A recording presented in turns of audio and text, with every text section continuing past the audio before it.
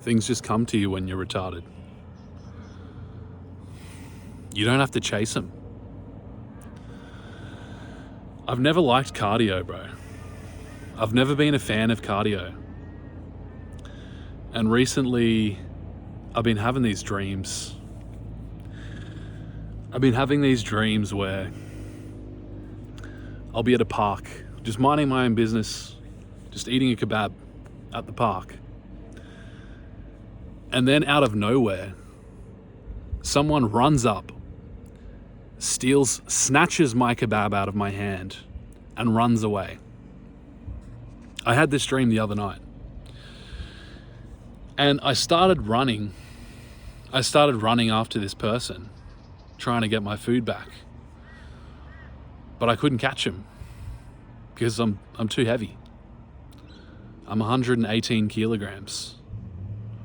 I don't know what that is in pounds. That's like 240, maybe 245 pounds, something like that.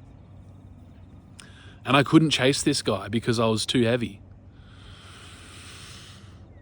And I woke up from that dream and I thought, bro, do I need to start doing cardio? Do I need to start hitting that treadmill? And I resisted and I resisted. And I had this other dream.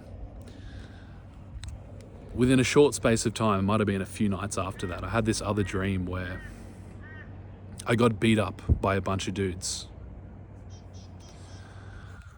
I got beat up by a bunch of dudes and I wasn't powerful enough to overcome them. And so I'm reflecting on these dreams and I'm like, what does this mean? What is my subconscious trying to tell me? And so I thought to myself, do I need to go and start doing kickboxing, Muay Thai? I did that years ago and I honestly hated it. I hated the fact that you can train for like 4 or 5 hours per day. But if you don't train for 6 hours per day, you're still going to get your ass kicked.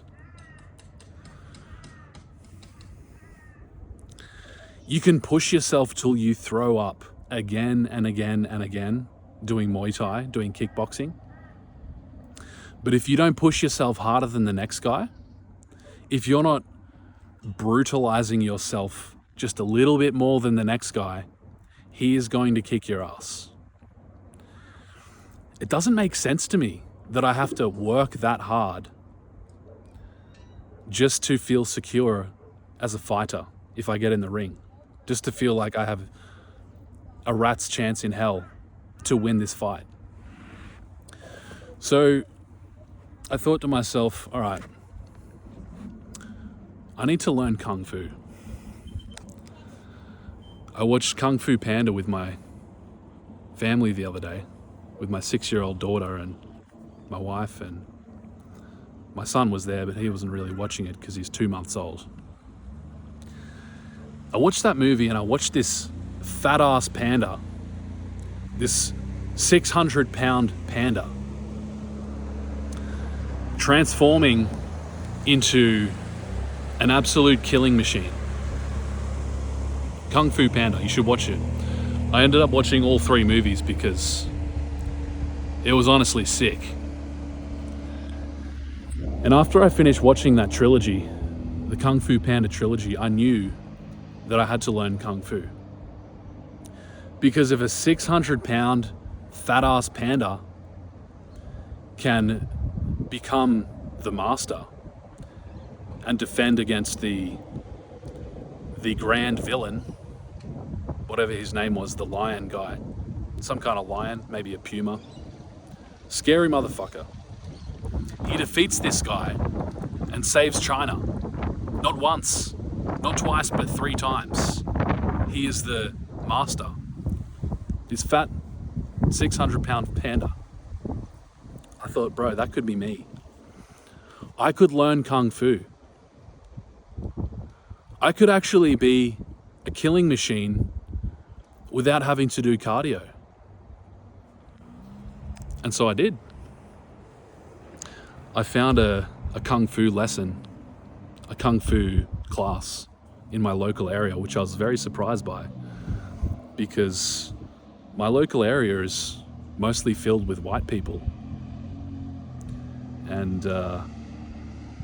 there's not a lot of culture in my local area. It's kind of like a coastal country town in Australia.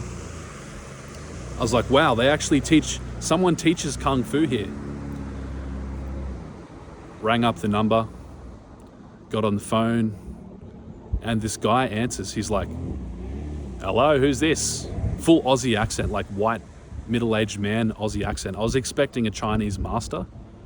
For some reason, I just thought, surely this guy teaching kung fu is going to be Chinese, but he wasn't. He was a middle-aged white guy. So I rocked up for kung fu, and much to my joy, there was very little cardio involved.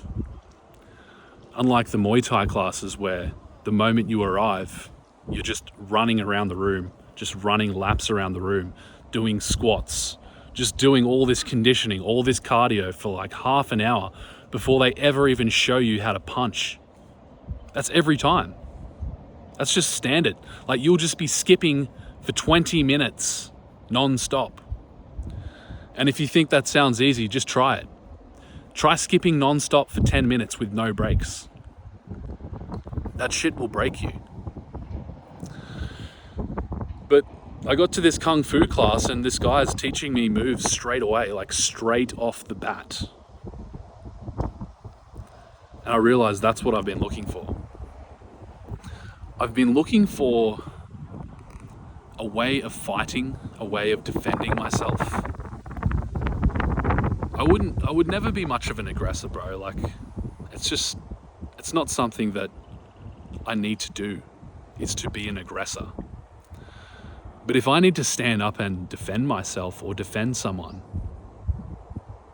yeah, I'll do that 100% straight away. If there's a situation that comes up and I need to protect, I'll kill if I have to. No questions asked. So getting to this lesson, and the master is teaching me how to do these strikes like straight away, and it's all very flow based. It's all very fluid. There's none of this forcing. There's none of this over exerting yourself if you don't need to. It's efficient. Every move is efficient. And the more I learned, the longer I was there, the more he starts piecing all the moves together so that you're actually doing a block and a strike in one motion. And as you strike, you're already setting up for your next strike. And all you're doing is swiveling on your hips. You're turning with your hips and you're bringing the full power of your body into your punch. You're not using your arms to generate the force of the punch. You're using your hips. Your hips, the biggest fulcrum in your body, generating maximum power in every move. Zero wasted energy, maximum efficiency.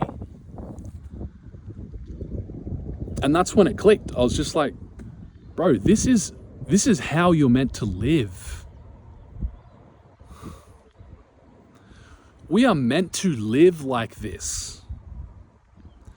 This whole culture we've got of push, just push harder, like push, always be pushing. This hustle obsession where we give ourselves a pat on the back simply for the fact that we're working hard, even if we're just spinning our wheels going nowhere. That's a mental illness, bro. That's not actually serving you. Okay, so maybe you can get in the ring and dance around for 5 rounds at maximum intensity. But if you get into a real situation and you get into a fight with someone on the street and they know Kung Fu and you're just a really good kickboxer who can go and you're really fit. Like, let's say you're Conor McGregor, right? You're Conor McGregor, you're maximum fit. but then you get into a street fight with a kung fu master, which will probably never happen because a kung fu master isn't going to be in a situation where he gets into a street fight. But let's say it does. Bro, Conor McGregor versus a kung fu master. The kung fu master is just going to slip his thumb into Conor McGregor's eye socket and rip his eyeball out. That's all that's going to happen. That's just going to happen in a split fraction of a second. And then Conor McGregor's going to be on his back crying on the ground. This cuts through 99% of the bullshit, the principle I'm talking about here. And that is that you need to let go of this idea that pushing yourself into the grave is somehow moving your life forward. Bro, I struggled for years. I struggled over a decade. I just struggled. Tried working, tried scheming, tried finding a way to make my dreams come true, whether it was with women or with my body or with money. I just struggled. I was on struggle street, just always trying to be that hard worker because I thought that's what I needed to do, because that's how I got programmed. Think about if you've got a slave colony and you don't want to spend so much effort and energy trying to control your slave colony, you just want them to do the work. How are you going to program them? You're not going to program them to work efficiently or to think efficiently or think creatively, to think for themselves. You're just going to program them to believe that constant hard work is a virtue. That's all you got to do. Just teach them that constantly working hard is morally correct. It's the right thing to do. You're a good person if you're constantly working hard, especially if you're a man. If you're a man, you should be busting your balls every day to feed your family, to provide, or whatever it is. That makes you a good man. And you might laugh that off, but look at your life, bro. Are you working for a job that you fucking hate? Are you working stupid hours and not being properly compensated for it? Are you allowing your soul to be sucked out by a corporate job? Being around people all day who you don't respect? You've been programmed. You are not there by mistake. You have been programmed to believe that if you are suffering, if you're in a position where you hate your life, where you hate what you're doing, then you're a good little worker bee. You're doing the right thing. That's where you're meant to be. So just keep it up for the next 60 years. It's a sickness, bro. It's a sickness. You got to break out of that. Now, I may as well just tie this into semen retention because that's a running theme on my channel. Classic example. You think that if you're firing off a lot of shots into women, onto pixels, over pixels, into your hand, into a sock, you think if you're firing shots off all the time that you're winning because it feels good. You've been programmed like that. But it's actually killing you, and you're living the path of maximum resistance because you're draining yourself of all of your vital force. You're living maximum inefficiency if you're doing that. If you're releasing your seed for any reason other than to make a baby, which, by the way, you don't even need to do to make a baby because you only need one sperm cell to make a baby, not 50 million. So take it from me, bro. Just find an easier way. It's not all about killing yourself. You don't need to do that. There's certain aspects of your life where, yes, you want to push yourself hard, but it's like the 80-20 rule. Put 80% of your energy into 20% of the tasks that actually move the needle forward. So for example, if you're wanting to practice retention, take 80% of your energy that you've been spending on chasing women, watching porn, whatever it is you've been doing to entertain lust in your life. Take that 80% of your energy and just focus it on the 20% that actually generates results. Focus it on the 20% of activities that will actually eventuate in you getting a wife. All right? What is that? Well, number one, it's getting in shape, getting confidence, training, going to the gym, eating right. Focus your energy and your effort and your attention. Instead of shooting out all of your life force, bring that focus into the things that actually generate a return. Number one is hit the gym, hit it hard, grow bigger. Just grow stronger. You don't need to be doing hours and hours of cardio. Just do the thing that gives you the power. Like, a man doesn't need to be running around all day chasing things. That's what I want you to see. A man is able to just sit back and do what he needs to do to bring those things to him. You can just scan the horizon for that wildebeest. Maybe do a very short creep towards that beast. And then again, he's just perching down.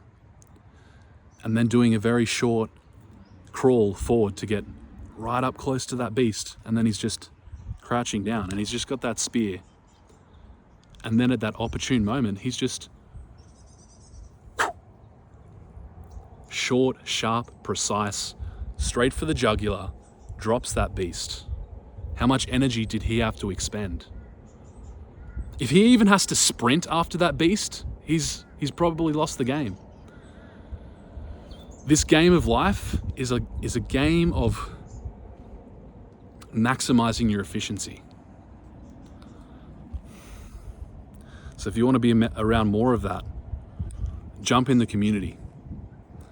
They say that you're the average of the 5 people you hang around. Come and hang around with people who are on this journey, who are practicing retention, but also practicing focusing on their energy on shit that actually moves the needle forward, not just chasing rabbits around. Much love, Kings.